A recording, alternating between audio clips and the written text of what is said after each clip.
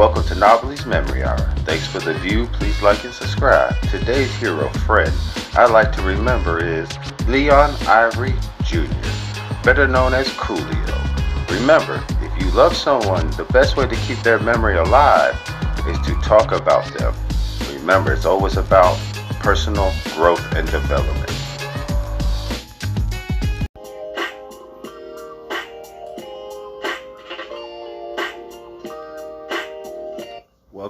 Welcome back. Now, Coolio, born Leon Ivey Jr., better known as Coolio, died 9/28/22 of cardiac arrest. First, I'm going to talk about my favorite song and a couple lines that meant the world to me at the time. In Gangsta's Paradise. The first line, I was raised by the streets, so I gotta be down with the hood team. Reason why? I was raised in Bayonne, New Jersey, 5 minutes outside of Brooklyn, right on 12th Street, in a projects called Plattekill Manors, right there on 12th Street. So it wasn't as rough as people make it out to be, but it was what it was. And seen a lot of things. People took me under their wing, so I understood what he meant by that. So it meant the world to me at the time. The other line, I'm an educated fool with money on my mind. I had a kid at 13, and I was smart, but I had nothing but money on my mind and how to take care of my kid. The next line, I'm 23 now, but while I live to see 24, man, I thought that way from 13 all the way till I finally made it past 18, and thank God that I made it there. So I truly felt that. It's going on in the kitchen, but I don't know what's cooking. In other words, man, I see all the craziness around me, and I don't understand why we just can't work together. That's what that meant to me. May not been what he meant to put out there, but that's what it meant to me. Now, Coolio meant a lot to people who just needed to have that hope that there can be a better day, a better future. Coolio was cremated, and his family made jewelry with his cremation ashes in that to remember him and honor him every single day. I think that's a lovely way to go and to be honored. So shout out to his family for that one. That's a way to be remembered. Now, here goes the touchy part about Coolio, who was born on August 1st, 1963, died at 59, same year as my mother. Now, the cardiac arrest came at a funny time because he just got into the point of his life where he wanted to unbear his soul. Seen so much, heard so much that he wanted to unbear his soul, but just like me, always worried about his family. Family always comes first. Me and Coolio, the reason I always related to him, he was a chef just like me. He came down, he grew up in a rough place, but always had a will to get out, a way to see out, the way to be positive, to help others. And it was always in his music, it was in the way he talked, the way he carried himself. Now, I met Coolio one time in St. Louis, and anyone from the area would remember they had after a lot of the celebrities came down there, did their shows, they would have a little, I guess it was on the radio. I'm not sure, it was either on AM or FM, but like a little, what we would call a podcast nowadays, but a radio interview with the talent that was performing that night. So I was able to meet him one night backstage because I knew some people that had connections up there. That's besides the point. And he was just a really down-to-earth person. Now, I'm not going to say he told me anything, dropped any knowledge. We just had a good conversation for a hot 5 seconds, So I sat there, listened to him. I didn't get to see him perform. I just showed up to the after show, but that's besides the point. But I listened to his whole interview, and he's a very smart man. That's what I thought at the time. Later on, I realized we had a lot more in common than I ever knew.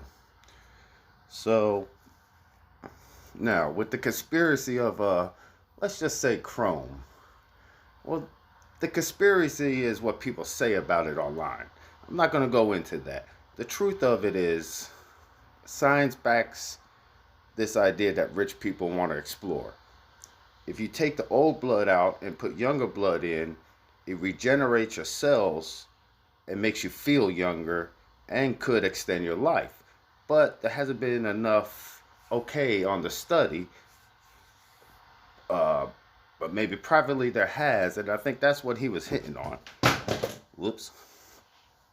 But I mean, I know more than I'm saying, but let's just keep it there. So, like I said, I don't think he was. It just happened to be his time, and that's why he wanted to unbear his soul. He knew it was coming. To drop dead like he did, that's hard. That's a hard pill to take. So, the other thing, I was watching a podcast on one of the last ones he was in, the Tamika Show. Go ahead and check out her channel, subscribe and like on her channel. And he was talking about how he was young and he met DJ D from New York and Puerto Rican Juan. And they were in there rapping one day and told him to come down. And after a while, he was like kind of criticizing. He was like, well, what can you do, young buck? Can you do anything better? So he wrote for the first time and ended up being 5 people on it, and he sounded the best. Now, this story really hit home to me because when I was in junior high, he was in junior high at the same time. I ended up meeting a guy named Terrence Scott. Y'all would know him better on as somebody else. I'm gonna leave that there though. And I went to school with his brother, and I just happened to see him outside, and he came out, and he was talking about how he was downstairs doing what he was doing, right? He said he just dropped a couple of them, and I was into it. He was like, "What, you into rap?" I was like, "Yeah, man. I've been listening to it, man. Slick Rick's my favorite children's story, man. First time I heard it, made me crack up, but I heard the message, all that good stuff, right?" So he brought me down, and I was like, "Wow, man, you got a talent." He said, "Why you think I'm going to Baltimore next year?" I said, "So what you doing here?" He said, "You know the AV. I'm learning all the ins and outs of the control room." I was like, "Oh yeah." He said, "That's no normal stop before you go to Baltimore." So that's why that related to me. So let's go on to what he was talking about with the young lady. And he was cooking oxtails and butter beans at the time, man. I just love, like I said, I relate to him so much. I'm a chef by trade, amongst other things, as a young buck, you know. So Coolio got into R. Kelly, right? And this is what he said. He felt one of his life missions was to expose and destroy that ring. We all know what R. Kelly is affiliated, and I sugarcoated his words just for, you know, more understanding, best effect. But the point was that he felt like it was his mission to expose these things or to take them down from behind the scenes, even if he don't get credit for it. He felt like that was his mission in life, and from that is what I was talking about. He just was ready to unburden his soul. So I understand why everyone's like, it's crazy. What was this? It was that. He was out there making political plans, making people understand. He was becoming a threat in some people's eyes. And another shout out to Dane Calloway, who he mentioned, and I've been watching for a while. So you like to go to his channel, like and subscribe. Okay, Dane Calloway's theory is he's not African American, he is Native American. Part of the Lost Israel tribe that came over here. And why I'm bringing this up more than people should listen to it and check it out is back when I was a young buck, about 98, I was in East St. Louis, rest in peace, head. And I was chopping it up outside. And this is one of the theories they were telling me, and they blew my mind. I mean, they just blew my mind. So I hurried up and went to AOL and did a deep dive search on it. Sure enough, there was a lot there. So you may want to check this out. Now I want to take a small chronic break. Rush Snoop Dogg when you need them. Check you on the flip side. No.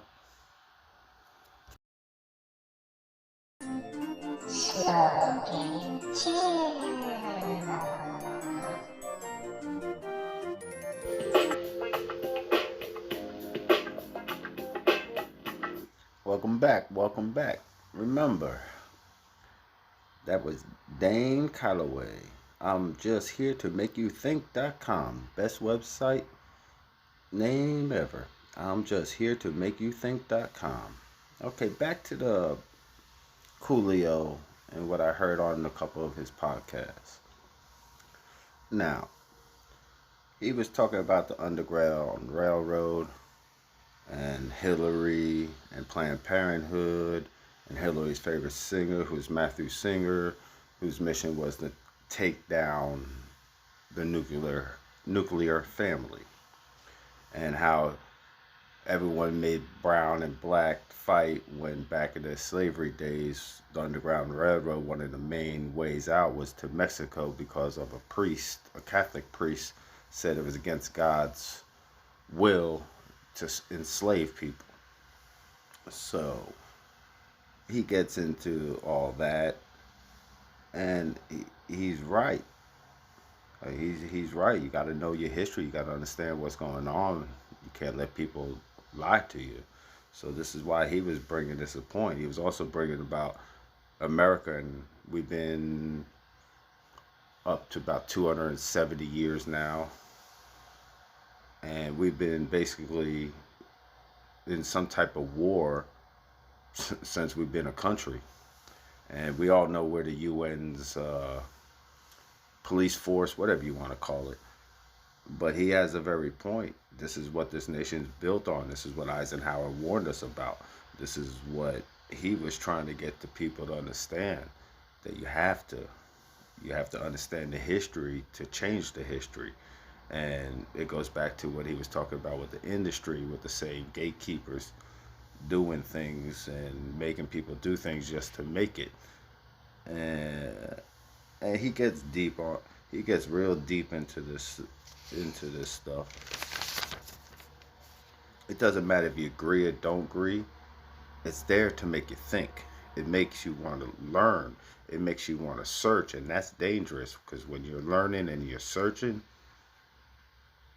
it's just dangerous. Now back to what he was saying about R. Kelly. He got into Aaliyah and R. Kelly paying the parents to marry her at 15, and he was talking about how it's just about someone that likes that type of body type. There's something wrong with them in the head, you know. And I don't know if that's all true, but there is understanding where he was coming from. So then he gets into tuberculosis, and why isn't that a face diaper experience? So he was comparing the numbers to tuberculosis and the face diapers, and he was dropping how this isn't a new strand. The only thing new about the strand was that it was modified. And he's right. If you look in the 80s, there was a strand of flu that came out in the 80s that had the same effects. That's where they got the flu to study it. And that's what he was trying to explain. So, and he's also right about tuberculosis. That anyone's ever been to the county jail, the only thing that they test you for is TB. You know, because TB is more dangerous than anything else in the world almost. It's contagious. You can just be in a room with someone for 5 seconds and catch it. All they have to do is cough one time, so on and so on. So then they get into Nicki Minaj and her questioning things and how they try to blackball her, and she came out and said, no, this is what I said, clear it up, take it as you want to take it. And that's what's wrong with what people call mainstream news, is if you're not on their side, they have all the outlets to make you look like a bad person. Now, there is what they call fake news, which is independent news, which is people telling the true story. You know, or their side of the truth anyway. It's always up to you. Remember this, you can't tell a lie without a little bit of the truth. So it's up to you to listen to everything and pick out the truth, throw away the lies, put the dots together, and come up with your own conclusion.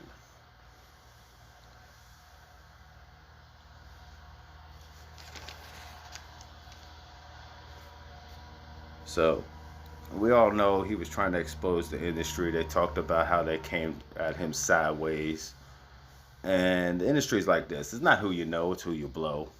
And that doesn't matter what color, creed, size, nation, gender, what you affiliate yourself. That's what it is. It's not who you know, it's who you blow. And he was going to come out and talk about it. And if you look in the 619, whatever the heck his name, 69, whatever the heck he is, he talks about it. He talks about you can rap better than me, but you'll never make it because of this, that, and the other.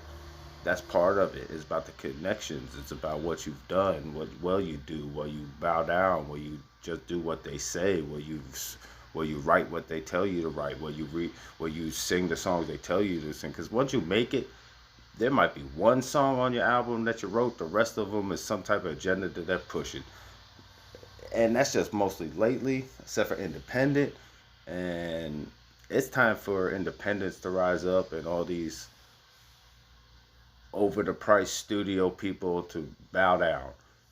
And you see a lot of the OGs coming out saying the same thing. You see a lot of people getting blackballed, and this is what he was talking about. It's because when you speak the truth, they want to put you down because truth is knowledge, and knowledge is dangerous.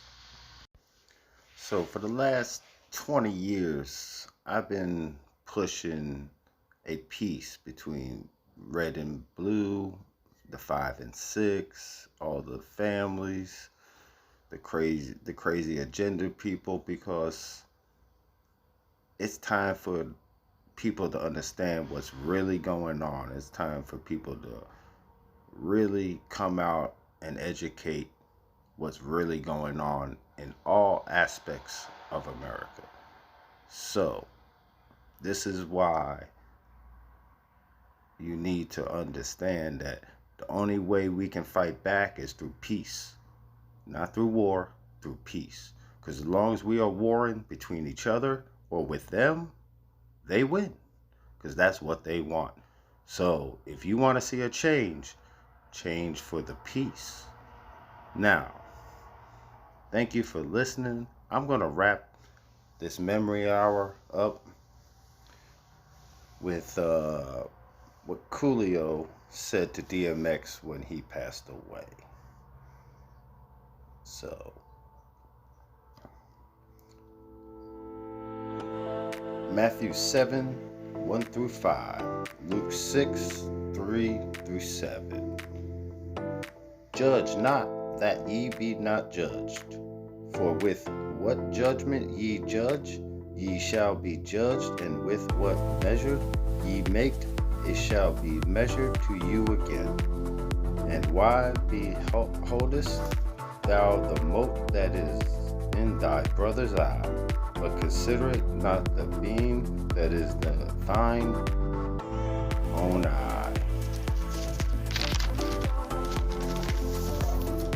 Or how wilt thou say to thy brother, let me pull out thy mote of thine eye, and behold, a beam that is in thine own eye? Question. Thou hypocrite, first cast out the beam out of thine own eye, and then shalt thou see clearly to cast out the mote out of thy brother's eye. Luke 6. And Jesus answering thus said, Have ye not read so much as this, what David did, when himself was as hungered, and they which were with him? How he went into the house of God, and did take and eat the showbread, and gave also to them that were with him, which is not lawful to eat, but for the priest alone. And he said unto them, that the Son of Man is Lord also of the Sabbath. And it came to pass also on another Sabbath, that he entered into the synagogue and taught. And there was a man whose right hand was withered. And the scribes and Pharisees watched him, whether he would heal on the Sabbath day, that they might find an accusation against him. Thank you for your time and patience. Shaka Zulu. Rest in peace, Coolio. this resting Perry will handle the rest. Thank you.